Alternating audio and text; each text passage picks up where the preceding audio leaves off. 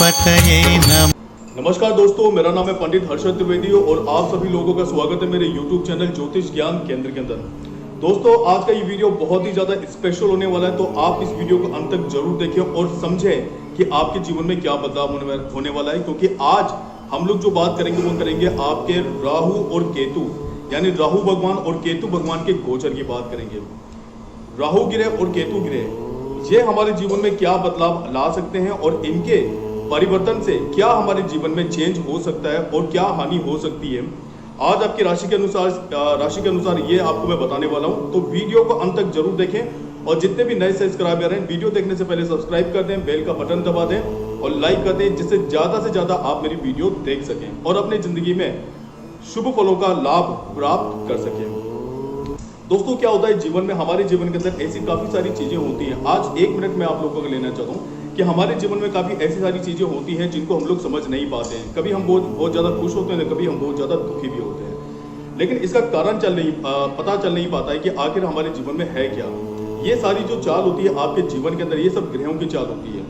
और इसलिए अगर आप लोग चाहें तो किसी भी अच्छे ज्योतिष से आप पूछ सकते हैं, अपनी कुंडली दिखा सकते हैं और कुंडली दिखा करके आप जान सकते हैं अपने फ्यूचर के बारे में, अपने भविष्य के बारे में कि आगे चल के आपको क्या करना चाहिए और किन चीजों से आपको लाभ मिल सकता है। तो ये चीजें आप लोगों को जरूर करनी चाहिए। और अपनी कुंडली दिखाने के बाद में, बल्कि आप अपने बारे में नहीं, अपने परिवार के बारे में भी जान सकते हैं कि आप परिवार वालों के लिए क्या कर सकते हैं। तो ऐसी चीजें जो होती है ना, आप लोगों को जरूर करनी चाहिए, अपनी कुंडली दिखानी चाहिए और अपने भविष्य की जानकारी लेनी चाहिए, जिससे आप लोग पहले से सतर्क हो जाएं कि आने वाले जीवन में जो आपकी परेशानियां हैं उनके बारे में अगर आपको पहले से पता चल जाए तो आप उन परेशानियों को खत्म कर सकते हैं। मेरा निवेदन आप लोगों से इतना ही है। अगर इसके लिए आपको कोई दक्षिणा अगर ज्योतिष को देनी पड़ती तो बुरा नहीं है, क्योंकि आपके जीवन से आपकी दक्षिणा बड़ी नहीं है। आपका जीवन आपके बड़ा है। जिंदा रहेंगे तो जिंदगी भर कमाना ही है और नहीं रहेंगे तो कुछ भी नहीं है। फिर शुरुआत करते हैं राहु और केतु भगवान की कि इनके परिवर्तन से आपके जीवन पे क्या प्रभाव पड़ने वाला है। वैदिक ज्योतिष में राहु और केतु दोनों ही ग्रहों को छाया ग्रह माना जाता है। जितना महत्वपूर्ण स्थान ज्योतिष में बाकी ग्रहों को रखते हैं, उतना ही स्थान इनको भी दिया गया है। आपकी जानकारी के लिए मैं बता दूं कि 23 सितंबर 2020 को राहु भगवान जो हैं, राहु ग्रह कह लीजिए, राहु भगवान कह लीजिए, ये वृषभ राशि में गोचर करने जा रहे हैं और वहीं केतु भगवान जो हैं वो वृश्चिक राशि में गोचर करने जा रहे हैं 23 सितंबर 2020 को।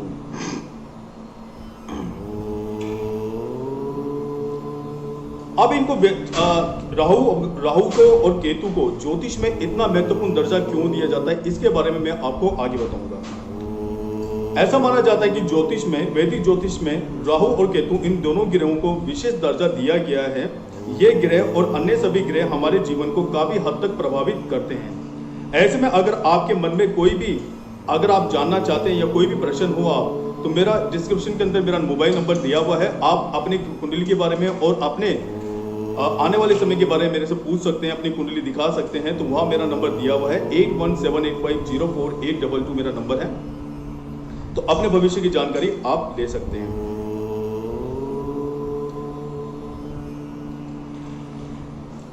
सबसे पहले हम लोग बात करेंगे राहु ग्रह के बारे में।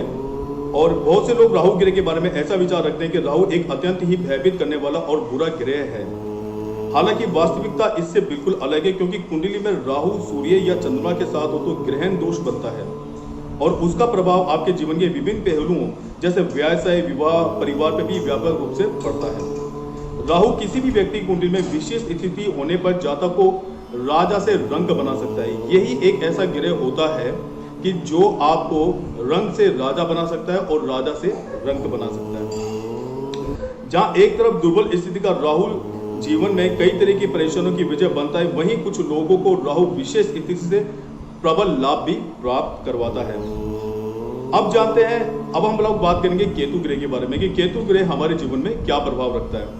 केतु ग्रह भी लोगों को अशुभ ग्रह मानते हैं, जबकि हकीकत में ऐसा नहीं है। कुंडली के तीसरे, छठे और 11वें भाव में उपस्थित केतु व्यक्ति के जीवन में को आगे बढ़ाता है। कुंडली में यह छाया ग्रह सूर्य या चंद्रमा के साथ हो तो ग्रहण दोष बनता है और उसका प्रभाव आपके जीवन के विभिन्न पहलुओं जैसे व्यवसाय, विवाह, परिवार, इन चीजों के ऊपर पड़ता है। राहु केतु के जन्म से आपको मैं जुड़ी कथा बताता हूँ, शायद आप लोगों को पता होगा, लेकिन फिर एक बार इसको आज रिपीट कर देते हैं, जिससे इस कई लोग जो जानते हैं वो तो जानते ही, और जिन लोगों को पता नहीं है तो उनको राहु केतु के बारे में पता चलना चाहिए। हिंदू धर्म के अनुसार सिंगी का पुत्र स्वर भानु काफी बलशाली और बुद्धिमान था। समुद्र मंथन से निकले अमृत को प्राप्त करने के लिए देवताओं और राक्षसों में संग्राम की स्थिति उत्पन्न हो गई थी। तब भगवान विष्णु जी ने मोहिनी का अवतार धारण किया और दोनों के बीच सुलह की पहल की। इसके बाद उन्होंने सर्वप्रथम देवताओं को अमृत बांटना शुरू किया। स्वर भानु ने जब ये देखा तो उसने देवताओं का वेश धारण कर और देवताओं के साथ बैठ गया। जैसे ही उसने अमृत को चखा और सूर्य और चंद्रमा ने स्वर भानु को पहचान लिया और भगवान विष्णु को उसकी सच्चाई बता दी। गुस्से में आकर भगवान विष्णु जी ने सुदर्शन चक्र से उसके सिर को धड़ से अलग कर दिया, लेकिन चूंकि तब तक अमृत उसके कंठ में पहुंच चुका था, इसके कारण उसका शरीर अमर हो गया। बता दें कि उसी स्वर भानु के कटुए सिर को हम लोग राहु और धड़ को केतु के नाम से जानते हैं, और यही वजह है कि राहु और केतु सूर्य और चंद्रमा को ग्रसित करते हैं। ये कारण है। तो आज आपको ये पता चल गया कि राहु केतु की कथा से ये पता चल गया कि इनको किसने बताया और किसकी वजह से इनको छायाग्रह माना जाता है।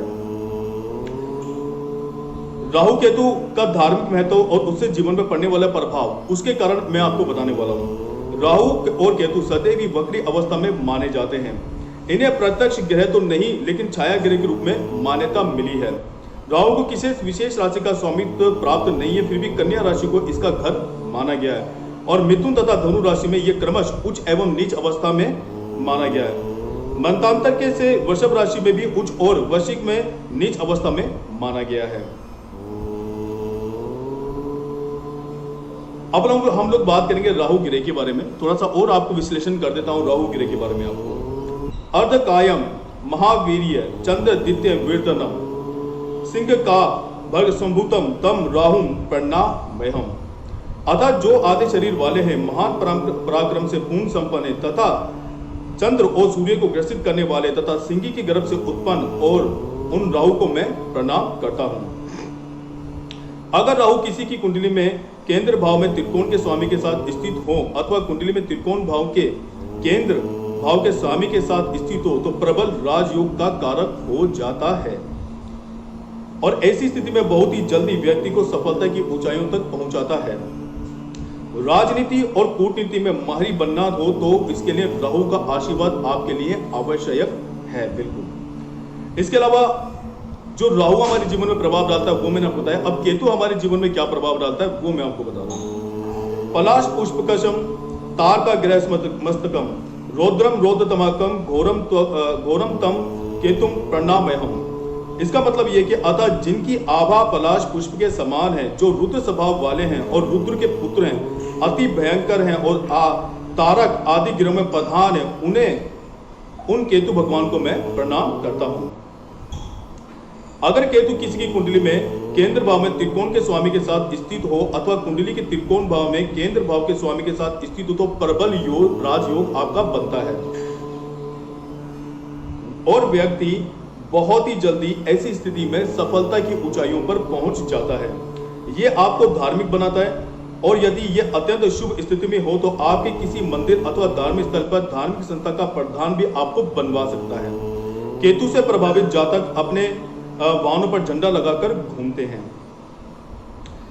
अब आपको मैं बताने वाला हूं कि ये तो मैंने आपको बताया कि प्रभाव, अगर कुंडली के अंदर राहु और केतु का अगर त्रिकोण से प्रभाव बनता है और वो बैठते हैं तो आपके जीवन में उच्चतम योग बनाते हैं। अब राहु से मिलने वाले विभिन्न फल का मैं आपको बताने वाला हूं कि राहु से मिलने वाले विभिन्न जो फल होते हैं वो क्या क्या आपको मिल सकते हैं, वो मैं आपको बता देता हूं। अगर राहु अच्छा और शुभ हो तो त्रिबुद्धि मान मर्यादाओं की बेड़ियों में नहीं बांधता है, बल्कि इनसे बाहर निकालकर आपको आगे बढ़ने में मदद करता है। और अगर अशुभ हो तो सोचने समझने की शक्ति में बाधा आती है, अच्छे मित्रों का साथ नहीं मिलता, हिचकी आंतों की समस्या, अल्सर, गैस्ट्रिक और पागलपन जैसी समस्याओं का सामना आपको करना पड़ता है। राहु का जो कलर होता है वो नीले रंग का कलर होता है, और राहु का प्रतीक है शत्रु, बिजली, नीचता, कपट, हाथी और बिल्ली। अब यह बात यह आती है कि कैसे करें हम राहु भगवान की प्रसन्नता, कैसे हासिल करें राहु भगवान की प्रसन्नता। तो उसके लिए आपको क्या करना पड़ता है, विभिन्न शास्त्रों में राहु ग्रह की प्रसन्नता, अनुकूलता प्राप्त करने के लिए अनेक प्रकार से किए जाने वाले उपायों का वर्णन किया गया है। आइए जानते हैं इनमें से कुछ उपाय जिससे आप भी प्रसन्नता से हासिल कर सकते हैं। आपको क्या करना चाहिए कि अगर आपका राहु खराब हो तो उसके लिए उपाय क्या कर सकते हैं कि आप डोमे दर्पण धारण कर सकते हैं। सबसे पहले तो ये तो गोमेद रत्न धारण करने के बाद में या गोमेद का जो उपरत्न होता है उसे भी आप धारण कर सकते हैं, इसको साफी बोलते हैं, तो उसको भी आप धारण कर सकते हैं। राहु के लिए व्रत शनिवार को किया जा सकता है। इसके अलावा राहु कुंडली के जिस, अगर आपको राहु भगवान का व्रत रखना है तो आप शनिवार का व्रत रख सकते हैं, और राहु कुंडली के जिस भाव में स्थित हो उस भाव के स्वामी का जो वार हो उस दिन भी राहु का व्रत किया जा सकता है। और राहु का व्रत 18 शनिवार तक आपको करना चाहिए। अगर राहु भगवान के लिए आप व्रत रखते हैं तो कम से कम 18 शनिवार आपको व्रत रखना चाहिए। अब आप इसमें दान क्या क्या कर सकते हैं? नीलांबरो नील वपु किरीटी कल कराल वक्तरम करवाशुली चतुर्भुज शतधारम राहुम सिंहासनातम वधोस्मतम महा। इसका मतलब है अर्थात नीले अंबर अर्थात नीले वस्त्र धारण करने वाले, नीले विग्रह वाले, मुकुटधारी विकराल मुख वाले, हाथ में ढाल तलवार तथा शूल धारण करने वाले एवं सिंहासन पर स्थित मेरे लिए वरदायी रहें। इस तरह की कामना आप राहु भगवान से कर सकते हैं। राहु के दोष को निवारण करने के लिए काली भेड़, गोमेद रतन, लोहा, कंबल, सोने का बना नाग, तिल से भरे हुए तांबे के बर्तन और दान करना अत्यंत शुभ आपको माना जाता है। राहु के कारण होने वाले रोग, अब राहु भगवान के किस तरह के, अगर राहु भगवान अगर आपको निष्ठा का प्रभाव देते हैं तो किस तरह के रोग आपको हो सकते हैं? कब्ज, चेचक, मस्तिष्क रोग, स्मरण शक्ति कमजोर होना, गठिया, कुष्ठ रोग, अतिसार, भूत प्रेत का डर, रीढ़ की हड्डी में दर्द या उसका टूटना, भूख प्यास से संबंधित बीमारी, वायु विकार, त्वचा रोग, हृदय रोग अथवा पेट में कीड़े जैसी समस्याएं उत्पन्न हो सकती हैं। अब राहु भगवान के मंत्र क्या क्या हैं वो मैं आपको बताने वाला हूं कि राहु भगवान के मंत्र कौन कौन से हैं। ओम ऐंग ह्रीम राहवे नमः, ओम रांग राहवे नमः, ओम ब्राम ब्रीम ब्रोम से राहवे नमः। ये राहु भगवान के मंत्र होते हैं। ओम कया नक्षत्र आ भुवदूती सदा व्रत सखा कया शशिष्टया व्रता। ये जो है ये सारे जो है मैं आपको बता रहा हूँ, ये सब राहु भगवान के मंत्र होते हैं। तो इन मंत्रों का जाप करके और राहु भगवान को खुश कर सकते हैं। अब क्या उपाय आप लोगों को करने चाहिए राहु भगवान को खुश करने के लिए? राहु ग्रह की शांति के लिए शिवलिंग पर चांदी के नाग नागिन चढ़ाना शुभ होता है। शनिवार के दिन नीले रंग के कपड़े में काले रंग के तिल भरकर दान करना भी अति शुभकारी बताया गया है। रुद्राभिषेक से भी राहु दोष के निवारण में मदद मिलती है। तो ये तो थे राहु भगवान के प्रभाव, कारण और समस्याएं और उपाय और मंत्र। अब हम लोग जानेंगे केतु भगवान के बारे में, सेम यही सारी चीजें। केतु भगवान से हम लोगों को क्या फल मिलते हैं? जीवन में यश और सफलता, साहस, आध्यात्मिकता और वैराग्य, ये हमको केतु भगवान से मिलते हैं जो शुभ होते हैं। और अशुभ जो होते हैं, पैरों में कमजोरी, नाना और मामा के प्यार में विमुख होना, रीढ़ की हड्डी, घुटने, लिंग, जोड़ों के दर्द, किडनी, पैर, कान आदि जुड़ी समस्याओं से पीड़ित होते हैं जब उनके अशुभ फल हम लोगों को मिलते हैं। केतु भगवान का जो रंग होता है वो भूरा रंग होता है और केतु का प्रतीक होता है जहरीले जीव, भूरे एवं काले रंग के पशु पक्षी। अब भगवान केतु भगवान की कैसे करें आप प्रसन्नता हासिल? विभिन्न फलित ग्रंथों के अनुसार केतु को प्रसन्न करने के लिए लहसुनिया यानी वैदुर्य स्टोन आता है, लहसुनिया स्टोन आता है, उसको धारण करना चाहिए जिससे केतु का अनिष्ट दूर होता है। और लहसुनिया की अनुपस्थिति में फिरोजा उपरतन भी आप धारण किया जा सकता है, यानी फिरोजा भी आप धारण कर सकते हैं। केतु के लिए आप व्रत कर सकते हैं और केतु के लिए व्रत का आप शनिवार को रखा जाता है। केतु भगवान के लिए भी शनिवार के दिन आप व्रत रख सकते हैं। इसके अतिरिक्त केतु कुंडली के जिस भाव में स्थित हो उस भाव के स्वामी का जो वार हो उस दिन भी ये व्रत किया जा सकता है। और कम से कम वही केतु का भी जो व्रत होगा कम से कम 18 शनिवार तक आपको करना चाहिए। केतु में क्या आपको ध्यान मिल सकता है? केतु वेदु मयलम तेलम मृगमदम तथा उड़ना संयुक्ता वधाचिलमनु न पते। इसका मतलब है छाया ग्रह केतु के दोष निवारण करने के लिए छाग बकरी का दान करना अत्यंत शुभ माना गया है। केतु के होने वाले रोग जो होते हैं वो मैं आपको बताने वाला हूँ। केतु भगवान से किस तरह के रोग आपको हो सकते हैं? हैजा, कैंसर,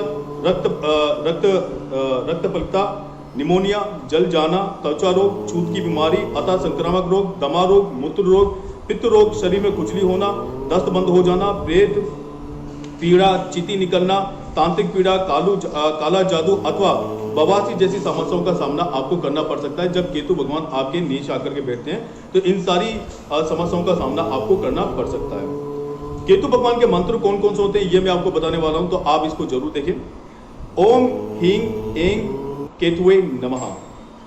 ओम केम केतुवे नमः। ओम स्त्राम स्त्रीम स्त्रोम से केतुवे नमः। ओम केतु अपशवे समुष जया था। ये केतु भगवान के मंत्र होते हैं जिनको आप करके स्मरण करके, जिनका जाप करके आप केतु भगवान को खुश कर सकते हैं। अब केतु भगवान क्या उपाय है वो मैं आपको बताने वाला हूं। किसी मंदिर में जाकर झंडा लगाना केतु ग्रह की शांति में मददगार साबित होता है। केतु ग्रह की शांति के लिए अश्वगंधा का पेड़ आप लगा सकते हैं। रुद्रवृक्ष से भी केतु दोष के निवारण में मदद आपको मिल सकती है। और अगर केतु भगवान आपके अशुभ ग्रह हैं या आपकी कुंडली में हैं तो आप कैट साई पहन सकते हैं, जिसको हम लोग हिंदी में लहसुनिया भी बोलते हैं।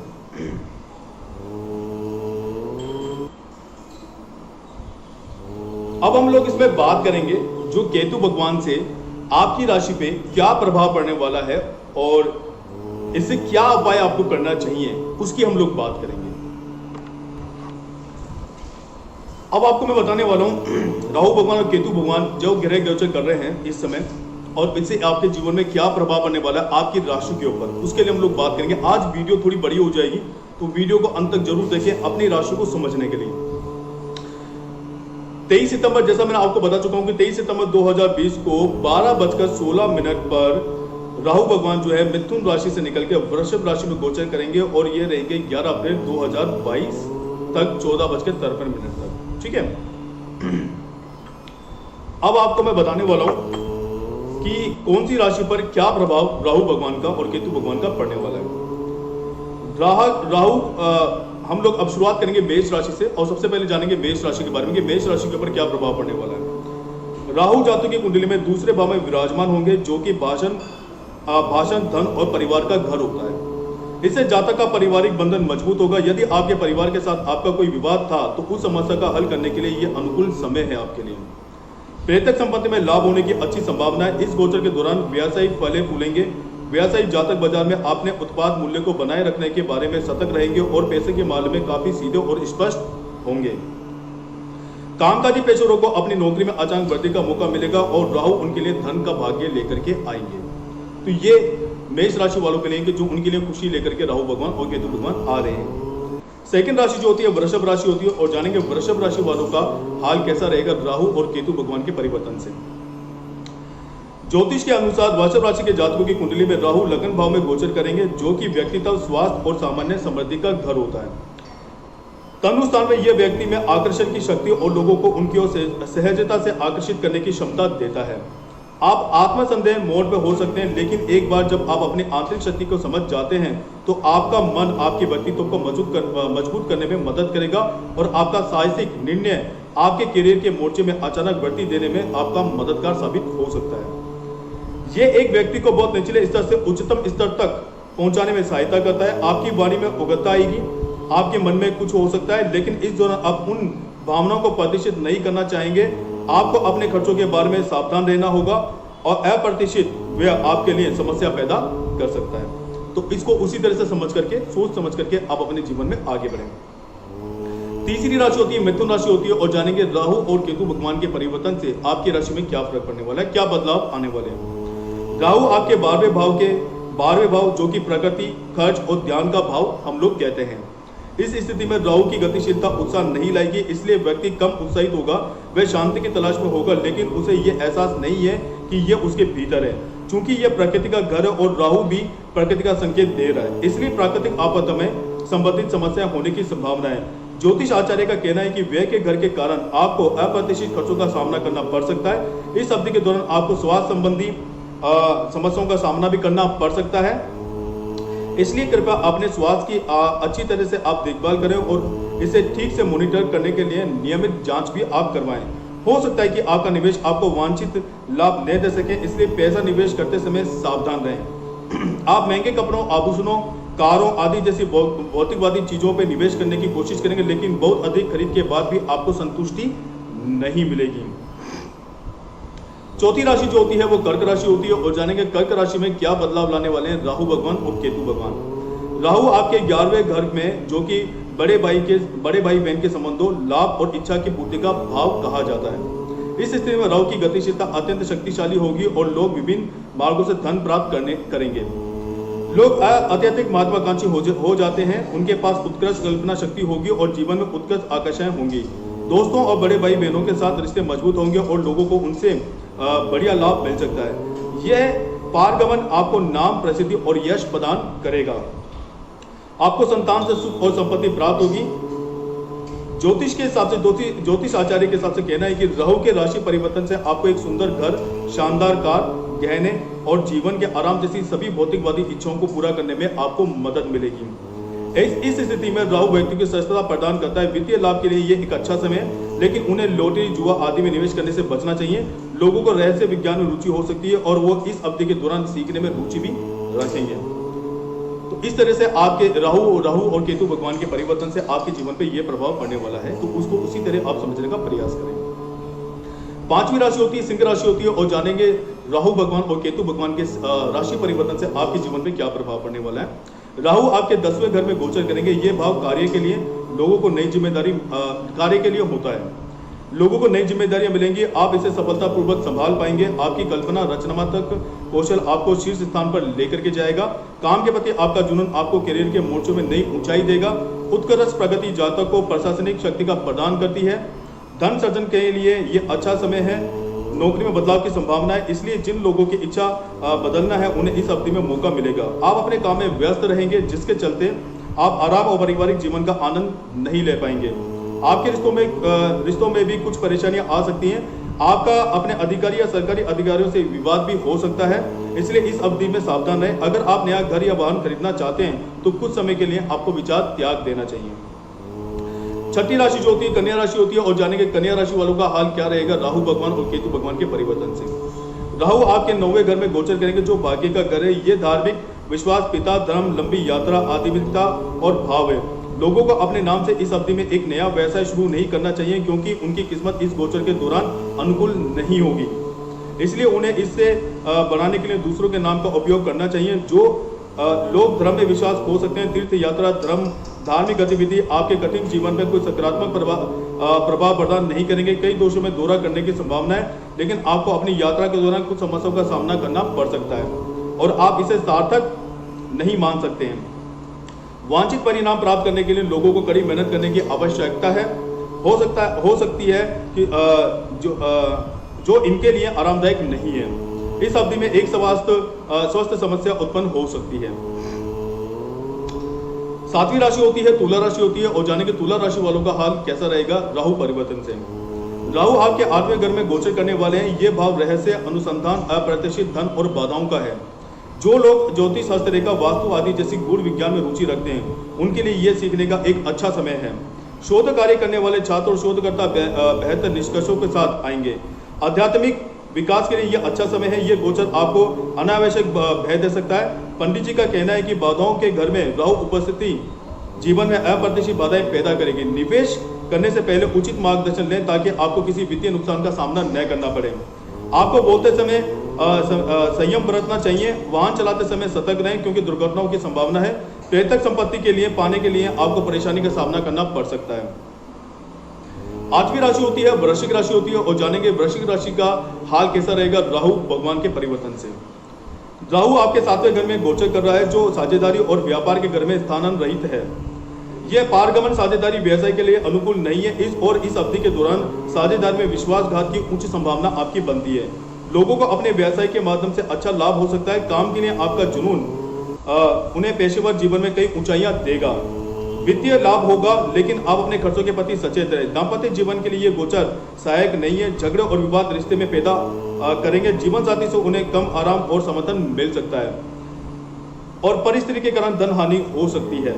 यदि आपकी कुंडली में राहु का दंश बुरी तरह से पड़ा है, तो आपकी आजीविका पर नकारात्मक प्रभाव पड़ सकता है। 9वीं राशि होती है धनु राशि होती है, और जानेंगे धनु राशि वालों का हाल कैसा रहेगा राहु परिवर्तन से। आपकी राशि के लिए राहु 6ठे भाव में गोचर करेंगे। ये घर प्रतियोगिता, दुश्मन और रोग का है। धनु राशि वालों के लिए बहुत ही अनुकूल गोचर है। आपके पास दुश्मनों को नष्ट करने की क्षमता होगी, और वे आपको कोई नुकसान नहीं पहुंचा पाएंगे। वे नियंत्रण में रहेंगे, जिससे आप संपत्ति बनाएंगे। लोग अपने खर्चों में कटौती करने की कोशिश करें, ताकि वे अपने कर्जों को चुका सकें। स्वास्थ्य के दृष्टिकोण से यह परिवर्तन बहुत ही सहायक है। आपके पास बेहतर प्रतिरक्षा शक्ति होगी। व्यावसायिक तौर पर आपको सफलता मिलेगी। लोग अधिक असंगठित हो जाएंगे और व्यवस्थित रूप से सभी काम करने की कोशिश करेंगे। आप नियमित रूप से काम कर सकते हैं और जीवन के हर पहलू में उन्नति की खोज कर आप प्रयास कर सकते हैं। काम के लिए जुनून आपके करियर को बढ़ावा देगा और आपके अपने अधीनस्थों से अच्छा समर्थन आपको मिलेगा। इस दौरान आपको अचानक पदोन्नति या वित्तीय लाभ होने की संभावना है। अत्यधिक विकास के प्रति झुकाव आपका बढ़ सकता है। 10वीं राशि होती है मकर राशि होती है और जानेंगे मकर राशि वालों का हाल कैसा रहेगा राहु और केतु भगवान के परिवर्तन में। मकर जातकों के लिए ये राहु 5वें भाव का गोचर कर रहा है। शिक्षा, रचनात्मक बुद्धि, बच्चे के जन्म और नव निर्माण के लिए यह घर जाना जाता है। छात्रों को इस गोचर के दौरान बहुत भ्रम हो सकता है, इसलिए उन्हें ध्यान केंद्रित करना होगा। इस परिवर्तन से कुछ लोगों को यह महसूस होगा कि वे सब कुछ जानते हैं और इस वजह से वे नई चीजों को सीखने की कोशिश नहीं करेंगे जो भविष्य में उन्हें परेशानी में डालने के लिए वापस आ सकते हैं। इसलिए सलाह दी जाती है कि इस दौरान अति आत्मविश्वासी न बने। वित्तीय मामले की सावधानी से निपटाया जाना चाहिए। शेयरों को अन्य योजना में निवेश करने से बचें, अन्यथा आपको इस अवधि में नुकसान का सामना करना पड़ सकता है। यह गोचर आपकी आय को प्रभावित कर सकता है और आपको उम्मीद से कम लाभ मिल सकता है। अपने बच्चे की बहुत अच्छी देखभाल करें क्योंकि उनके कठिनाइयों का सामना करना पड़ सकता है आपको। 11वीं राशि होती है कुंभ राशि होती है और जानेंगे कुंभ राशि वालों का हाल कैसा रहेगा। राहु चतुर्थ भाव में गोचर करेंगे। ये भाव माता पिता के संबंध, आराम, प्रारंभिक शिक्षा, संपत्ति, वाहन और मानसिक शांति को प्रदर्शित करता है। राहु गोचर आपके मिश्रित परिणाम प्रदान करेगा। आप काम से ज्यादा भौतिकवादी सुख का आनंद लेना पसंद करेंगे, लेकिन ये आपको संतुष्टि नहीं देगा। आपकी माँ की तबीयत खराब हो सकती है, इसलिए उनकी अच्छी देखभाल करें। घर को बदलने की योजना बना रहें। लोगों के पास एक अच्छा अवसर होगा। लोग संपत्ति या वाहनों में बड़ा निवेश करना पसंद करेंगे, लेकिन किसी भी सौदे को अंतिम रूप देने से पहले इस अवधि के दौरान आप सावधान रहें। ज्योतिष आचार्य कहना है कि अत्यधिक खर्च और आर्थिक आपको कर्जे में डाल सकता है। आप करियर में अपना सर्वश्रेष्ठ प्रयास कर सकते हैं, लेकिन फिर भी आपको उसके लिए नाम, पहचान और पदोन्नति नहीं मिल सकती। लेकिन आस न छोड़ें और अपना अच्छा काम जारी रखें। इस मेहनत के लिए आपको भविष्य में बेहतर परिणाम मिलेंगे। 12वीं राशि जो होती है मीन राशि होती है और जानेंगे मीन राशि वालों का हाल कैसा रहेगा राहु और केतु भगवान के परिवर्तन से। मीन राशि वालों के लिए राहु तीसरे घर में गोचर करेंगे। ये भाव छोटे भाई बहनों के साथ संबंध, संचार, साहस को प्रदर्शित करता है। यह अनुकूल पारगमन, किसी भी विषम परिस्थिति में निपटने का साहस प्रदान करेगा। आपकी अवचेतन शक्ति आपको अपना लक्ष्य प्राप्त करने के लिए मार्गदर्शन करेगी। आपकी संचार क्षमता आपके लिए सफलता, सुरक्षित वित्तीय लाभ के मार्ग का निर्माण करेगी। आपकी सुपर काल्पनिक शक्ति यथार्थवादी दृष्टिकोण का पालन करने के लिए आपको कल्पना में बेहतर स्थिति में आपको लेके आएगी। आपको बातूनी स्वभाव आपके भाई बहनों के साथ विवाद पैदा कर सकता है, इसलिए बात करते समय संयम बरतना आवश्यक होगा। यह पारगमन अत्यधिक विकास के प्रति आकर्षण पैदा कर सकता है। आप इस अवधि के दौरान सोशल मीडिया में अधिक शामिल हो सकते हैं, जो अन्य कार्यों के लिए आपकी कीमती समय को बर्बाद कर देंगे। आप गैजेट्स, इलेक्ट्रॉनिक आदि पर पैसा लगा सकते हैं, इसलिए पैसे खर्च करते समय ध्यान आप रखें। तो दोस्तों, ये था राहु भगवान और केतु भगवान के परिवर्तन से आपके जीवन में पड़ने वाले प्रभाव। उपाय मैं ऑलरेडी आपको बता चुका हूं कि आप क्या उपाय कर सकते हैं। अगर आपको लगता है कि मेरी कुंडली के अंदर राहु भगवान या केतु भगवान नीच के हैं, तो उनके लिए मैं आपको पूरा विश्लेषण बता चुका हूं कि क्या उपाय कर सकते हैं, कौन से मंत्रों का आप जाप कर सकते हैं। देखिए, राहु भगवान और केतु भगवान के परिवर्तन से निश्चित ही आपके जीवन में आपको लाभ मिले, ऐसी कामना मैं करता हूं आप लोगों के लिए। और मैं राहु भगवान और केतु भगवान से ये भी आप प्रार्थना करूंगा कि आप लोगों के जीवन में अच्छी खुशियां लेकर के आप आए। बस आपके सत्कर्म और आपका ज्ञान और ध्यान सही होना चाहिए। तो यही अपनी वाणी को मैं आराम देना चाहूंगा, विराम देना चाहूंगा। और आप सभी लोगों का बहुत बहुत धन्यवाद। मैं चाहूंगा कि मेरा वीडियो देखने के बाद आप मेरे वीडियो को लाइक कर दें, सब्सक्राइब कर दें, बेल का बटन दबा दें और कमेंट करके ये बताएं कि आपको ये वीडियो कैसा लगा। आशा करता हूं कि मेरी दी हुई जानकारी से आप संतुष्ट हैं। आप सभी को जय श्री राम, जय श्री कृष्णा।